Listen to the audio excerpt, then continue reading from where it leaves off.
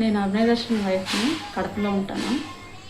గత 3-4 రోజులుగా నా భర్తకి బెదిరింపు కాల్స్ వస్తున్నాయని నేను మరి అట్లా బెదిరింపు కాల్స్ వస్తే మరి వచ్చేయండి ఇంటికి అని అంటే, లేదు నేను ఇక్కడే ఉంటాను, ప్రజల సమస్యపై పోరాడుతున్నాను, నేను ఇక్కడే ఉంటాను, కొద్ది రోజులు అయ్యాక వస్తానని చెప్పారు. మరి ఈరోజు అట్లా దాడి జరగడం, ఆయన మీద హత్యాయత్నం జరగడం అనేది అంటే చర్య తప్పు కాబట్టి ప్రభుత్వాన్ని మరి దాడి చేసిన వాళ్ళ మీద ఎంక్వైరీ చేసి వాళ్ళని కనుక్కొని మరి నా కుటుంబాన్ని, నా భర్తను కూడా కాపాడమని నేను కోరుకుంటున్నాను. ఆ దాడి చేసిన వాళ్ళ మీద చర్య తీసుకోమని ప్రభుత్వాన్ని కోరుకుంటున్నాను.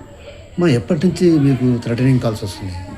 గత 3-4 రోజులుగా వస్తున్నాయి అని చెప్పారు. మరి నాకు కూడా కాల్ చేసి చెప్పారు. నేను చెప్పిన ప్రతిసారి మరి అక్కడ ఎందుకుంటారో వచ్చేయండి అని చెప్పినా కూడా ఆయన లేదు, నేను ఇక్కడే ఉంటాను, ప్రజల సమస్యపై పోరాడతాను, ఇక్కడ చాలా సమస్యలు ఉన్నాయి ప్రజలకి అని చెప్పారు. అంటే ఆ ప్రాంతాన్ని ఎందుకు ఎంచుకున్నారని మీకు ఏమైనా చెప్పారమ్మా? ఆ ప్రాంతాన్ని ఎంచుకోవడం నాకు దాని గురించి అంతగా తెలియదు. ట్రైబల్ ఏరియానే ఎంచుకున్నారు. ఆయన పాదయాత్ర మొదలుపెట్టింది అక్కడ నుంచే మొదలుపెట్టారు కాబట్టి ఇంకా అక్కడే ప్రజల సమస్యపై పోరాడుతున్నారు. రెడీ చేసుకోవడానికి టౌన్కి వస్తున్నాం సార్, ఇక్కడికి చింతపల్లికి వస్తుండగా మేము కొంచెం మిట్ట నుంచి దిగాము సార్. ఆ మిట్ట దిగాము ఘాటు. ఆ ఘాటు దిగుతున్నప్పుడు మా మీద సడన్ గా కారు గ్లాస్ మీద కొడుకులు లేసారు సార్. దానివల్ల మాకు కారు గ్లాస్ కనిపించడం పోతూ సార్ బ్యాలెన్స్ తప్పి వేరే చెట్లలో కొట్టేశారు కారు. అప్పుడు మొత్తం కారు గ్లాస్ ఫ్రంట్ది ఉంటాయి కదా సార్ మిరర్స్, అవన్నీ బాగా పగలగొట్టేశారు. పగలగొట్టేసిన తర్వాత మమ్మల్ని అందరినీ బయట దించి మమ్మల్ని బాగా కొట్టారు సార్. నన్ను విపరీతమైన కొట్టారు. పైకెత్తి కింద నుంచి పైకెత్తి విసిరేశారు నన్ను. సార్ వచ్చేసి లోపలికి తీసుకెళ్లిపోయారు సార్ తరుముకుంటూ. ఇంకో అన్న ఉన్నాడు మాతో, కిరణ్ మహేష్ అని, అతను కూడా తరుపుకోరి వెళ్ళారు. నన్ను కొట్టడంతో నేను స్పృహ కోల్పోయి కింద పడిపోయాను సార్. కింద పడిపోయి నేను మళ్ళీ లేచేటప్పటికి నాకు కేకలు అనిపించాయి సార్కి. సార్ అల్పుడు విడిపోవడంతో నేను లేసాను. అప్పటికే బైక్లు వేసుకొని మాస్కులు వేసుకొని ఫుల్ ఉన్నారు, ఫుల్ మాస్క్స్. వాళ్ళ ఫేస్లు గుర్తుపట్టడంతో వాళ్ళు కనుక్కోలేకపోయాను సార్ వాళ్ళు ఎవరు, ఇక్కడ వాళ్ళ బయట వాళ్ళు అనేది. ఫుల్ మాస్క్లు వేసుకొని మంచి స్పోర్ట్స్ బైక్లు వేసుకొని వెళ్ళిపోయారు సార్. వెళ్ళిపోయేటప్పటికి మా అన్న వాళ్ళకి మేము కాల్ చేసి అప్పటికప్పుడే అందరూ వచ్చారు. వీధి వాళ్ళంతా వచ్చి మమ్మల్ని కారులో తీసుకొచ్చి అక్కడ ఆ ఊర్లోని జర్రల్ అనే ఒక హాస్పిటల్లో జాయిన్ చేశారు, గవర్నమెంట్ హాస్పిటల్ చిన్నది. అక్కడ ట్రీట్మెంట్ కాకపోవడం, సాల్వ్ కాకపోవడం మమ్మల్ని ఇక్కడికి తీసుకొచ్చారు. ప్రస్తుతానికి ఇక్కడ ట్రీట్మెంట్ జరుగుతుంది సార్. ఏం లేదు సార్, మేము అది కారు కొంచెం రిపేర్ ఉందని చింతపల్లి వెళ్ళి రిపేర్ చేయించుకోవడం కోసం వచ్చేసాం ఇంటికి. చర్చి కాడకు వచ్చి మళ్ళీ మేము పాదయాత్రకి చేయడానికి సిద్ధంగా ఉన్నాం. ఈ లోపు ఏంటంటే ఆయన మళ్ళీ బండికి ఎదురు నడవట్లేదని చెప్పేసి చింతపల్లి మధ్యాహ్నం రమ్మన్నారని చెప్పి బయలుదేరాలి ముగ్గురు. మేము ముగ్గురేమో చర్చిలో ఉన్నాం.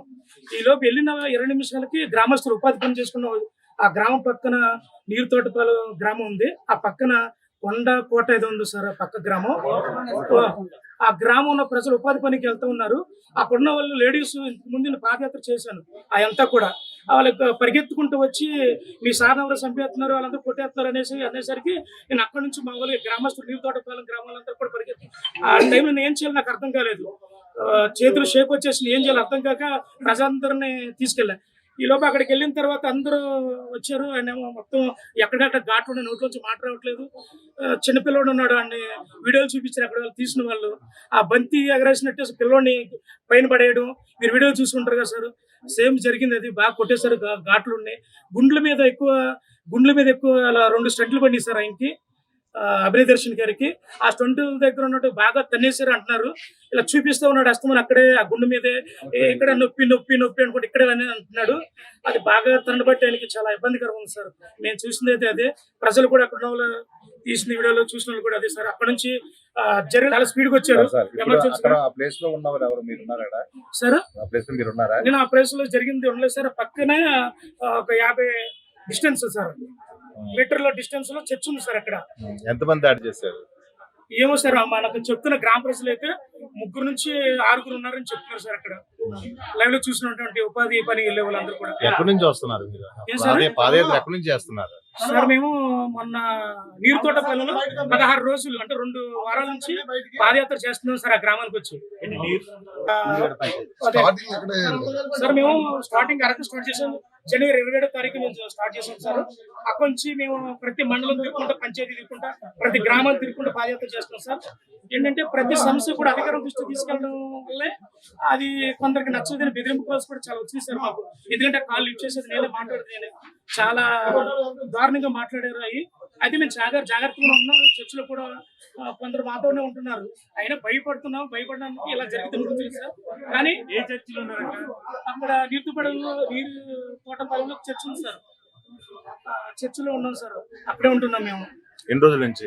16 రోజులు ఉంటున్నాం సార్. అప్పుడు 16 రోజుల నుంచి ఆ చుట్టుపక్కల పంచాయతీలన్నీ కూడా తిరుగుతూ గ్రామాలు తిరుగుతూ పాదయాత్ర చేస్తున్నాం సార్. కాకపోతే ఏంటంటే సార్ వాళ్ళు కొట్టేటప్పుడు రే పాస్టర్ నువ్వు ఎందుకురా మత మార్పిడి చేస్తే ఏజెన్సీలు నాశనం చేస్తావేంట్రా నువ్వు అనేసి అక్కడ ఉన్నటువంటి ప్రత్యక్ష సాక్షులు ఎవరైతే ఉన్నారో వాళ్ళందరూ కూడా చెప్తూ జరిగిందండి. అదే జై శ్రీరామ్ అనుకుంటూ వెళ్ళిపోయారు అనేసి అక్కడ ఉంటే ఉపాధి పని వాళ్ళు కానీ లైవ్ లో ఉన్నటువంటి అక్కడ చూస్తున్న చిన్నపిల్లలు కానీ చెప్పడం జరిగింది.